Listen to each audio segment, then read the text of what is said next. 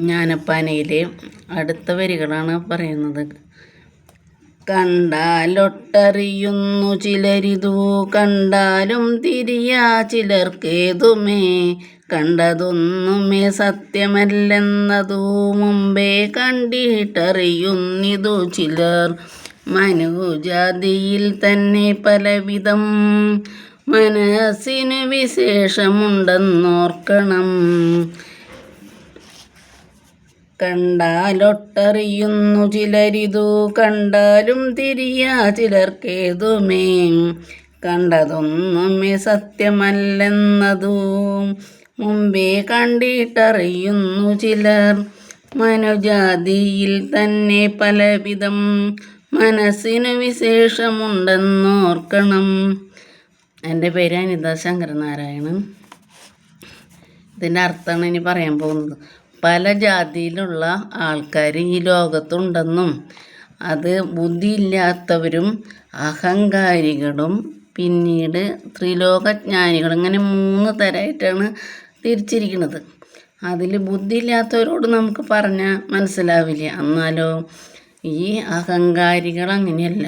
അഹങ്കാരികൾ വിചാരിക്കണം എന്ത് രോഗം വന്നാലും എനിക്ക് മരണമില്ല എന്നുള്ള ചിന്ത വന്നതിന് ശേഷം അവരെന്താ ചെയ്യുന്നു?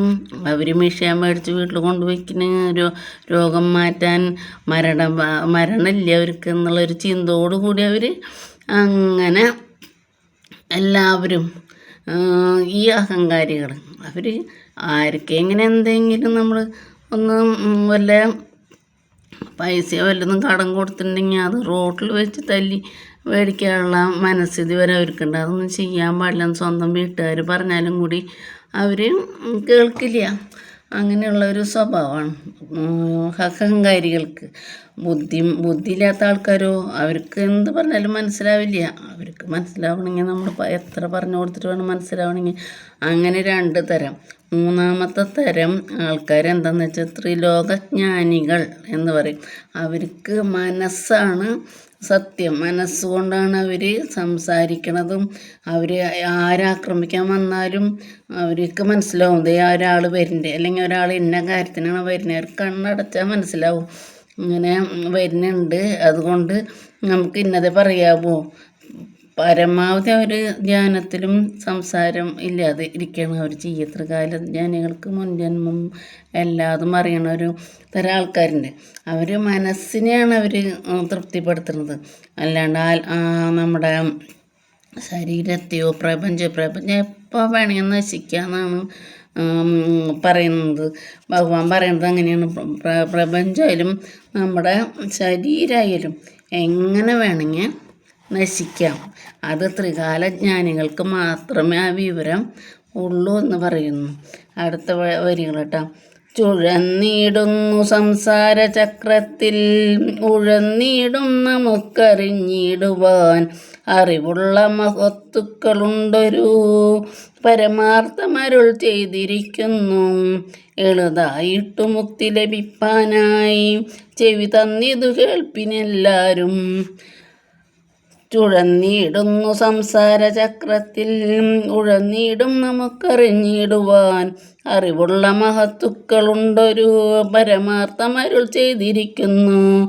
എളുതായിട്ടു മുക്തി ലഭിപ്പാനായി ചെവി തന്നിതു കേൾപ്പിനെല്ലാരും. എല്ലാവർക്കും പെട്ടെന്ന് മോക്ഷം കിട്ടണം. അങ്ങനെയുള്ള ആൾക്കാർ എന്ത് ചെയ്യും? പെട്ടെന്ന് മോക്ഷം കിട്ടാനുള്ളൊരു മാർഗമാണ് കർമ്മമാർഗം എന്നൊക്കെയാണ് പറയുന്നത്. എന്നാൽ ഈ ജ്ഞാനമില്ലാത്ത ആൾക്കാർ എന്ത് ചെയ്യുന്ന വെച്ചാൽ ശാസ്ത്രത്തിൻ്റെ പിന്നാലെ പോവും. എനിക്ക് ഈ ജീവൻ കൂടുതൽ കിട്ടുമോ അങ്ങനെയൊക്കെ നോക്കിയിട്ട്. എന്നാൽ ഇതൊന്നും കാര്യമില്ല.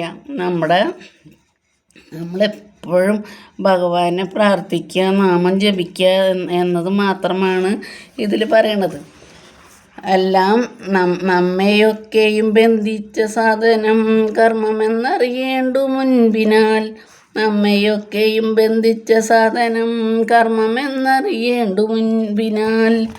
നമ്മയൊക്കെ ബന്ധിക്കുന്നത് കർമ്മമാണ്. കർമ്മം എന്ന് വിചാരിച്ചാൽ എന്താണെന്ന് വെച്ചാൽ മുൻജന്മകർമ്മങ്ങളും ഈ ജന്മകർമ്മങ്ങളും കൂടി ചേർന്നിട്ടാണ് നമുക്ക് ജന്മം കിട്ടുന്നത്.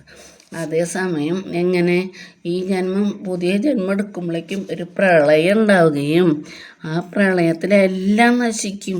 സർവ്വം അതും നശിച്ചതിന് ശേഷം ജീവജാലങ്ങൾക്ക് പഴയ കർമ്മം പുതിയ കർമ്മം കൂടി ചേർന്നുകൊണ്ട് പുതിയ പുതിയ ജീവിതങ്ങൾ ഉണ്ടാവുകയാണ് ചെയ്യണത്. ബ്രഹ്മാവിന് പോലും നമ്മുടെ കർമ്മത്തെ നിഷേധിക്കാനോ കൂട്ടാനോ പറ്റില്ല. അതൊക്കെ തന്നെത്താൻ കർമ്മം വന്ന് ചേരുകയാണ്. ബ്രഹ്മാവ് വിചാരിക്കണം, അയ്യോ ഇവൻ്റെ കർമ്മം ഒന്ന് മാറ്റി കൊടുത്താലോ. അതുപോലും ബ്രഹ്മാവിന് പറ്റില്ല. പ്രപഞ്ചം നശിച്ചതിന് ശേഷം പ്രളയം ഉണ്ടാകുമ്പോഴാണ് ഈ പ്രപഞ്ചം നശിക്കുന്നത്. പ്രളയം ഉണ്ടാകും, പ്രപഞ്ചം നശിച്ച് വീണ്ടും കർമ്മം